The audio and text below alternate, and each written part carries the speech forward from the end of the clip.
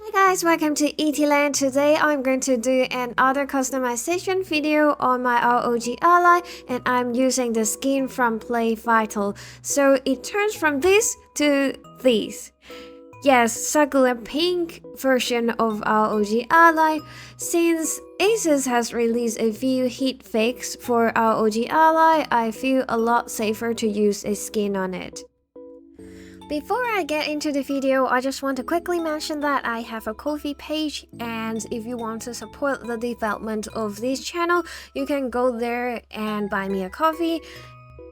There are welfare and some posts that are explicit to my citizen, and those are the topics that I don't dare to talk on YouTube because there are many kind of restrictions. So if you want to know more, you can go to my master thread, and then you will see all the contents that I have currently. So it is not a lot, but it is very useful, and I will keep on updating it. I'm sorry that I'm just working alone, so I am not updating very fast, but I will keep on updating it, I promise. Okay, back to the video. On the other day, I was browsing for skins, and then I saw this beautiful succulent pink skin from PlayVital, and I asked them, can you send me one for review because it is definitely stunning? And they said, okay, sure. So today I'm gonna change it, and I want to remove that sticker on my D-pad. So I just want to quickly talk about why I chose PlayVital instead of other companies for the skins. You may think that I am kind of associated with them, so I want to choose them. No. First of all, I don't mind paying it. And second of all, I tried the skin from other companies. The first time I used a skin was on my Nintendo Switch Lite. It was purple and it was super fragile. It was too thin and not elastic enough, so when I have to apply it on the edge, it actually kind of stretched too much and give me some white kind of pigments on it, and the printing quality was at a low resolution, so I didn't like it. The second skin I tried was from a AliExpress brand on my Surface Pro, and that was good. And that is actually using the same texture as what we have on here from PlayVital. It's kind of glossy if you look under the light, but it is not that glossy at all, and it has a kind of matte finish that it won't catch your fingerprints or get smudgy or greasy at all. So I really like this texture, and it is actually good for gripping as well, so I really like that. And if you can tell from the camera, it is actually very thick enough that even if we are applying on the edges of the device, it won't stretch out and have become white and, you know, too tanned. So I really like that as well. So why didn't I consider Soppy Guard? I did, and I actually used them for another thing. So I have a Surface Pro as my daily computer for work. So I really wanted to customize my slim pen too, and the only option that was available was Soppy Guard. So I looked at their website and I was like, wow, this looks stunning. This matches with my aesthetic. It's kind of purple and kind of pink, and people have been recommending this brand to me as well, so I decided to buy two of them.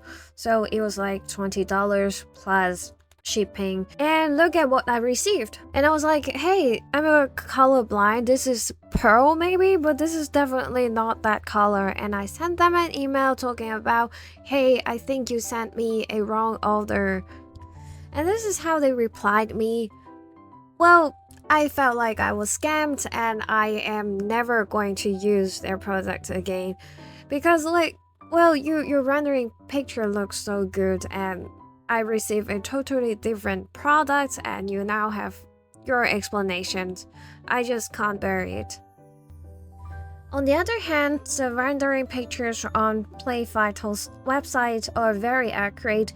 Even the cutout that are not going to cover the unit are shown on here, and it looks exactly the same as what I've received. You will receive 2 packs of stickers in one package, and if you look at the back, the grips are not covered and they are not hiding that fact, and some of the edges are not covered yet too, so I will show you that in my video.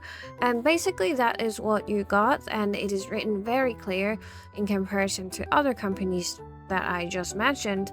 And well, PlayVital is not the only company that provides that kind of specifications, but because today I'm using PlayVital's skin, so I'm going to use them as an example of what kind of design that you should avoid and what kind of design you should go for. If you look at this one here, this is like marble kind of design, and it will suit your device good because it is already in white color originally. But if you look at all those black design, it will not fit. So my suggestion is to choose something matches with white, or choose something that already have white in their design. Now let's quickly go through how to apply the skin. I recommend you to apply from the face because that is where you are looking at all the time, and it is a lot easier to apply the face skin than the back skin, so it will be easier for you to align with the back skin after applying the face skin, because it is really difficult to apply the skin at the back because of all those ventilations and details and design stuff like that. So the next thing you have to be careful of is to align the skins. There are too many details on our device, and you may struggle which parts you align your skin to.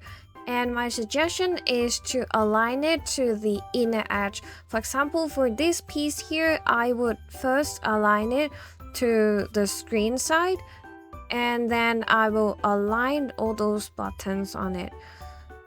Because, well, you are looking at the center of your skin, and it would be a lot better if it is aligned to the center than to the edge, like to the terminal of your device. And after you align it to the edge, you'll be able to fit it with the buttons and the details and the D-pad, stuff like that.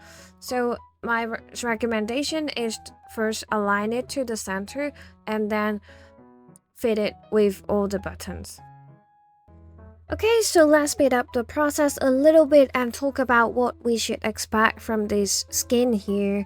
After applying the first piece of the skin, it will come very obvious about which part will not be covered.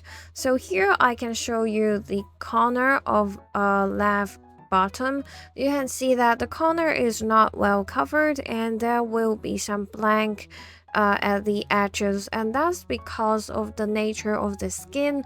It is a little bit harder than like the thinnest skin you can find, so it is very hard for it to cover the edges and the corners because it can't bend that much and it will comes up. So if you are looking for something that completely cover your device, I do not recommend this skin here.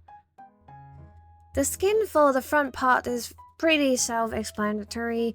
I wanted to use their sticker for the D-pad, but it just doesn't fit. So if in fact you're interested in that, I will say it doesn't fit.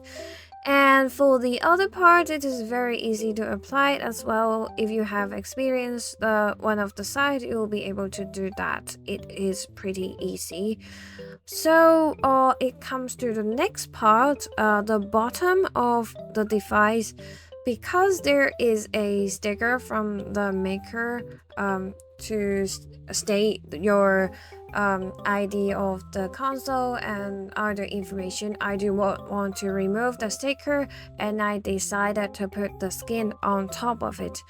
And if you have questions, actually it is okay to apply on it, but it will leave a little bit up and make it not perfectly aligned. So if you care about that, you may have to consider. But to me, I'm okay because it's at the bottom and I'm not going to see it all the time. So I decided to apply it on top of the sticker. It's really easy to apply the skin to the bottom part because there is no cutout. Just make sure you align it towards the screen of your device so that it will not leave the blank too much. And then when we apply to the top, make sure you have removed all the cuts out because there are little holes on the top, and if you miss it, it will give you a difficult time. So I think that's pretty much it, and we can go to the back of the device, and here comes the worst part that you have to work on, because it is actually almost like in one piece of the skin, and you have to be very careful about the cutouts because they are tiny and thin. You may damage it when you remove the skin from when you peel it off, so it is very difficult from here and you really have to be careful. So here, if you look at it, I actually peel off the ROG sign and I kind of damage it a little bit. So I realized it at the end of my process and I have to put it on back. My tips for applying the sticker at the back is that first, I actually did it wrong. I wanted to align it with the line at the back, and then actually because of that, I couldn't get the top part correct and I have to remove it a few times, and that actually was a disaster because of the tiny details at the back. So my suggestion is that rather than starting from the tiny details like I did here, I would go for the top and to align it to the details at the top of the device and to the line at the top. After that, you will be able to get it correctly.